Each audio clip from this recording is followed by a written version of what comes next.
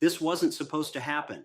For decades, Washington operated under one unspoken assumption: when the United States applies pressure, allies bend, quietly, predictably, especially Canada. But this time, something went very wrong, because Canada didn't bend.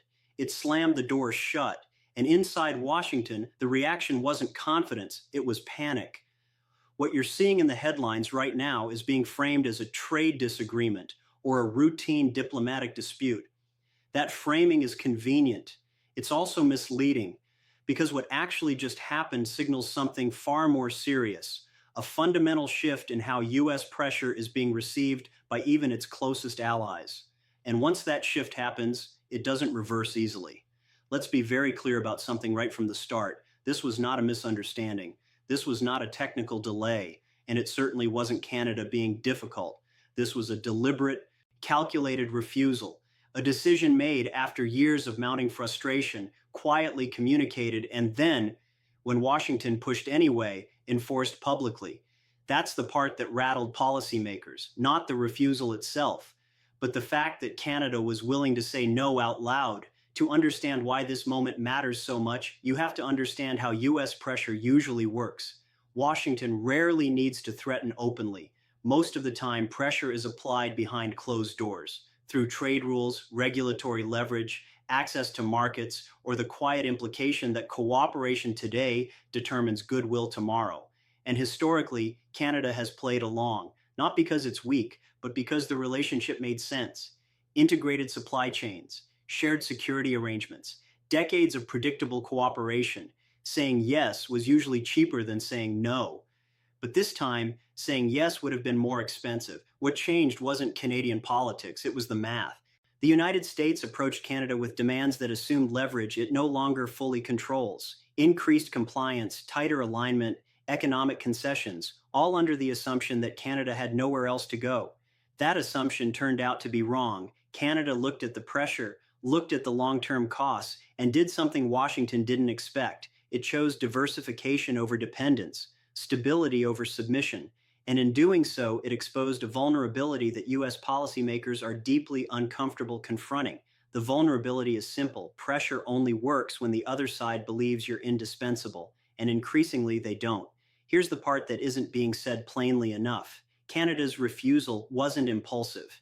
It wasn't emotional. It was strategic. Over the last several years, Canadian trade and industrial policy has been quietly shifting away from over-reliance on the US market. Europe, Asia, new bilateral agreements, alternative supply routes, redundancy built deliberately, not accidentally. So when Washington pushed, Canada already had an answer ready. And when Canada said no, Washington realized, too late, that the old playbook wasn't working. Inside the US policy apparatus, this triggered something far more dangerous than anger: uncertainty. Because once an ally demonstrates that it can absorb US pressure and walk away, others take notes. Markets take notes. Suppliers take notes. Governments that have quietly tolerated similar pressure start asking a dangerous question: if Canada can say no, why can't we? This is how influence erodes, not with a bang, but with a precedent. Now let's talk about why Washington panicked, because the panic itself is the real story. The immediate reaction wasn't a calm reassessment. It was scrambling, conflicting statements, leaks to friendly outlets, quiet outreach to industry groups trying to downplay the significance. All signs of a system caught off guard. That alone tells you this wasn't anticipated. If this were part of a controlled strategy, the messaging would be unified. Instead, what we saw was defensive language, soft denials, and a sudden shift from confidence to damage control. That doesn't happen when you're in control. It happens when leverage evaporates faster than expected, and the consequences extend far beyond Canada, because US power in the modern world doesn't rest on force alone. It rests on reliability, on the belief that aligning with Washington is predictable, stable, and ultimately beneficial. When allies begin to calculate that US demands carry high political and economic risk, and that refusing them is survivable, the entire balance shifts. This isn't theory, we've seen it before. When suppliers reroute exports, when manufacturers sign long-term contracts elsewhere, When governments stop treating Washington as the default partner and start treating it as one option among many. That shift is quiet, but it's devastating. And here's the most uncomfortable truth of all. This wasn't a crisis imposed on the United States. It was self-inflicted. Washington applied pressure without fully accounting for how much leverage it had already spent in previous confrontations. Trade disputes, tariff threats, policy unpredictability, each one chips away at the assumption of indispensability. Eventually, someone tests the limits. Canada just did. And the result wasn't collapse, it was defiance. Which brings us to the deeper question nobody in Washington wants to answer yet. What happens when pressure stops working? Because pressure is only effective when refusal is unthinkable. The moment refusal becomes rational, even preferable, the strategy fails, and the system built around it starts to wobble. This is why this moment matters far more than the specific policy dispute at hand. The details will change, the headlines will move on, but the signal has already been sent. Canada has demonstrated that US pressure can be resisted without catastrophe. And once that lesson is learned, it spreads. In the next part, I want to break down exactly what Washington demanded, why Canada refused, and how this decision could trigger a chain reaction far beyond North America, including consequences for US industries, global markets, and American workers who will never hear about this connection on the evening news. Because what looks like a diplomatic spat on the surface may actually be the beginning of something much bigger. To understand why Canada's refusal hit Washington so hard, we need to talk about what was actually demanded, because this wasn't a vague disagreement over principles. It was specific, it was concrete, and it crossed a line Canada had been inching toward for years. The pressure took the familiar form Washington prefers, compliance wrapped in cooperation. Publicly, the language was about alignment, harmonization, and shared priorities. Privately, the message was far sharper. Adjust your policies, accept tighter constraints, absorb the cost quietly, trust us, it's temporary. Canada was expected to do what it had done many times before, take the hit now to preserve the relationship later. But here's where the miscalculation happened. The costs weren't temporary anymore. They were structural. Canada looked at what was being asked and realized something uncomfortable. Agreeing this time wouldn't just hurt in the short term, it would lock in long-term disadvantages, reduced flexibility, higher exposure to US political volatility, less room to maneuver if Washington changed course again, which increasingly it does. And that's the part US policymakers underestimated. They assumed Canada still saw access to the American market as irreplaceable. That assumption might have been true a generation ago. Today, it's not. Canada's economy is deeply integrated with the US, yes, but it is no longer trapped by it. Alternative buyers exist, alternative partnerships exist, and most importantly, Canada has already spent years preparing for moments exactly like this. Diversification isn't something you improvise under pressure. It's something you build quietly, patiently, long before you need it. So when Washington pushed, Canada didn't scramble. It checked its options. And when it became clear that refusal was survivable, the decision became obvious. This is where the story turns from a bilateral dispute into a systemic warning.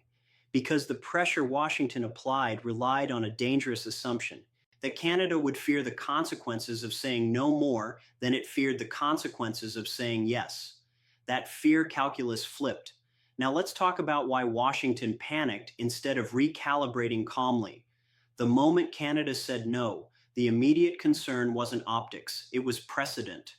Because if Canada can refuse publicly, other partners can refuse privately, and then publicly later, and Washington knows this. Pressure strategies only work when they're perceived as exceptional. Once they become routine, they stop intimidating and start motivating resistance. Countries begin to ask themselves not, how do we comply, but how do we prepare? And preparation is exactly what Washington doesn't want its partners doing. Inside US policy circles, the fear wasn't that Canada would collapse economically, it was that Canada wouldn't, and that everyone would notice. That's why the messaging became erratic. Some officials minimized the dispute, others hinted at retaliation. Industry groups were quietly reassured. None of it lined up because no one had planned for this outcome. The system expected compliance. It got defiance. And defiance creates a problem that can't be solved with press releases. Because once suppliers, manufacturers, and investors see that US pressure is negotiable, they start pricing in uncertainty. They hedge, they diversify, they stop assuming Washington's preferences will automatically shape outcomes. This is where the economic consequences begin to show up, not all at once, but gradually. Take supply chains. When companies believe political pressure might disrupt trade flows, they don't wait for the disruption to happen. They preempt it. They shift contracts. They sign longer deals elsewhere. They avoid single points of failure. Canada's decision accelerated that process. Companies that once routed everything south now have a clear incentive to keep alternatives open, not because they dislike the US, but because predictability has value, and unpredictability has a cost. That cost doesn't appear in government talking points. It appears in bid prices, in insurance, premiums, in longer lead times, and higher input costs that quietly make American manufacturers less competitive. This is the hidden damage of failed pressure campaigns. You don't just lose the argument, you lose trust. And trust, once damaged, doesn't snap back when the dispute ends. It lingers, it reshapes behavior. Here's the irony Washington doesn't want to acknowledge. The very tools meant to strengthen US influence often end up weakening it. Pressure feels powerful in the moment. It creates the illusion of control. But when used repeatedly, without restraint, it teaches partners the wrong lesson, that compliance today invites greater demands tomorrow. Canada understood that lesson clearly. By drawing a line now, Canada wasn't just rejecting one demand, it was resetting expectations. And that reset is what made Washington uncomfortable. Because the moment an ally stops assuming US preferences automatically outweigh its own interests, the relationship changes fundamentally, cooperation becomes conditional, alignment becomes negotiated, and pressure becomes risky. That's not how Washington prefers to operate. Now, let's bring this down from the geopolitical level to something tangible. Imagine you're an American manufacturer that relies on cross-border inputs. For years, Canada was the safe bet. Stable, predictable, integrated. You didn't need backup plans because the system worked. Now suddenly, you're watching two governments clash publicly. You see suppliers rerouting shipments, you hear about policy uncertainty, you start wondering whether tomorrow's deliveries will look like yesterday's. So you adapt. You look elsewhere. You build buffers. You raise prices to cover risk. None of this is dramatic. None of it makes headlines. But all of it makes American industry slightly less efficient, slightly less competitive, slightly more expensive. Multiply that across thousands of firms, and the effect compounds. This is how influence decays in the modern economy, not through collapse, but through friction. And the most damaging part, it's self-inflicted. No foreign adversary forced this standoff. No crisis demanded it. Washington chose pressure without fully accounting for how much leverage it had already burned in previous confrontations. Canada simply responded rationally. Which brings us to the question Washington is now quietly wrestling with. How do you regain influence once partners learn they can say no? Because restoring leverage isn't about doubling down. It's about rebuilding credibility, predictability, trust. And those are far harder to manufacture than pressure. In the next part, we're going to look at who actually benefits from this breakdown, who pays the real price, and why this moment could accelerate a broader shift away from US-centered decision-making, even among allies who still want strong relationships with Washington, because the biggest mistake would be to treat this as an isolated incident. It isn't. Now let's talk about the part of this story that almost never gets explained honestly, who actually wins when pressure politics fail, and who quietly absorbs the damage. Because every time a policy confrontation like this erupts, there's a comforting myth that gets repeated. The myth says there are two sides, one wins, one loses, and whichever government looks tougher must be protecting its people. That's not how this works. In reality, the consequences don't fall evenly. They concentrate, and the people paying the price are rarely the ones sitting at the negotiating table. When Canada slammed the door on US pressure, the immediate fallout didn't land on policymakers in Washington. It didn't land on the officials who designed the strategy. It landed on companies, workers, and consumers who had no say in the decision but will live with the results. Let's start with the supposed winners. On paper, pressure campaigns are often sold as a way to protect domestic producers. The logic sounds appealing. Restrict foreign access, force allies into compliance, create space for domestic industry to thrive. But in practice, the benefits don't spread. They concentrate. A small number of upstream firms, those positioned to exploit the disruption, see short-term gains. Prices rise, competition weakens, margins expand. These firms don't need to innovate or modernize. They simply need to exist on the protected side of the disruption. That's not strength, that's shelter. And shelter breeds complacency. Meanwhile, downstream industries, the ones that actually employ millions, face higher costs, tighter margins, and rising uncertainty. They don't get headlines, they get squeezed. This is where the wealth transfer begins. When Canada reroutes supply, when alternative contracts get signed elsewhere, when uncertainty creeps into pricing, the cost doesn't disappear. It moves, quietly, incrementally, until it shows up in places most people never connect back to trade policy: higher vehicle prices, more expensive construction materials, delayed manufacturing expansions, hiring freezes that never make the news. This is the hidden tax of failed pressure, and it's not collected by the government. It's collected by whoever controls scarce inputs in a disrupted market. Now, here's where the story becomes uncomfortable, because this outcome wasn't accidental. Pressure politics create what economists call concentrated benefits and dispersed costs. A small group gains a lot, a very large group loses a little each. That imbalance makes resistance unlikely. No single consumer is harmed enough to mobilize politically, while beneficiaries have every incentive to defend the policy aggressively. It's a perfect recipe for bad decisions to survive. Canada understood this dynamic. By refusing to absorb the cost quietly, it disrupted the distribution. It forced the cost to become visible, and visibility is dangerous for policymakers. That's another reason Washington reacted so sharply. But let's zoom out further, because the consequences don't stop at prices. The deeper damage is structural. When companies believe political pressure can disrupt trade relationships overnight, they change behavior permanently. They stop trusting single markets. They stop assuming stability. They invest elsewhere. That doesn't mean abandoning the US. It means hedging against it. Factories that might have been built in the Midwest get built in Mexico instead. Contracts that could have strengthened North American supply chains get signed with European partners instead. Investment flows toward jurisdictions where rules feel less volatile. None of this happens in a dramatic wave. It happens decision by decision, spreadsheet by spreadsheet, board meeting by board meeting. By the time anyone notices, the opportunity is gone. This is the long-term cost of burning leverage. Now let's talk about labor, because this is where the rhetoric collapses completely. Pressure campaigns are often justified in the name of protecting workers. But workers don't benefit from uncertainty. They benefit from predictable demand, stable investment, and competitive industries. When companies can't plan, they don't hire. When margins shrink, they don't expand. When costs spike unpredictably, they automate faster, outsource sooner, and take fewer risks.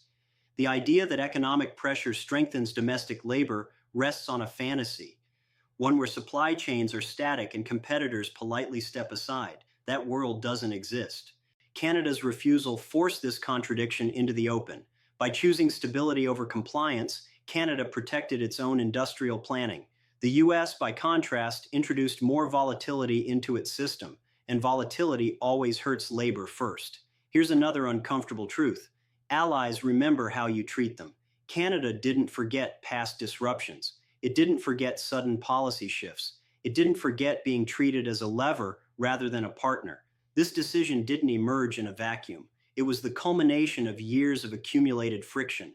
And once an ally recalibrates its expectations, it doesn't revert easily. Trust lost through unpredictability is expensive to rebuild. It requires consistency over time, something Washington has struggled to demonstrate. Now imagine how this looks to other countries watching closely. If Canada, long considered the safest, most aligned US partner, decides it's better to resist than comply, what lesson does that teach everyone else? It teaches them to prepare, and preparation means diversification away from dependence. That's the real strategic loss here. US influence has always rested less on coercion and more on being the most reliable hub in the system. When that reliability is questioned, alternatives flourish. Europe benefits, Asia benefits, emerging markets gain leverage, and the US doesn't collapse. It just slowly stops being the default. This is why Washington's panic matters more than its statements. Panic signals awareness. It signals that someone understands what's at stake, even if they can't admit it publicly. The uncomfortable reality is this: pressure is easy to apply, but hard to reverse. Once allies learn they can say no without catastrophic consequences, they don't unlearn it, they incorporate it into future decisions. Canada didn't just refuse a demand, it demonstrated a possibility, and possibilities change behavior. In the final part, we're going to talk about what happens next, not just in this dispute, but in the broader system, whether Washington adapts or doubles down, whether this moment becomes a turning point or a warning ignored, because the next move matters more than the last one. Now we reach the part of the story that rarely gets discussed honestly. What happens next, and why this moment could mark the beginning of a much larger shift, not just in US-Canada relations, but in how American pressure is perceived around the world. Because moments like this don't resolve themselves quietly. They either become turning points or warnings ignored. And Washington now faces a choice it's been postponing for years. The first option is to double down, to treat Canada's refusal as an anomaly, to apply more pressure, to signal toughness, to reassure domestic audiences that control hasn't been lost. This path is emotionally satisfying. It feels decisive. It produces strong sound bites and confident headlines, but it comes with a cost. Doubling down would confirm the very fear that drove Canada's decision in the first place, that US policy has become unpredictable, reactive, and increasingly indifferent to the downstream consequences of its own actions.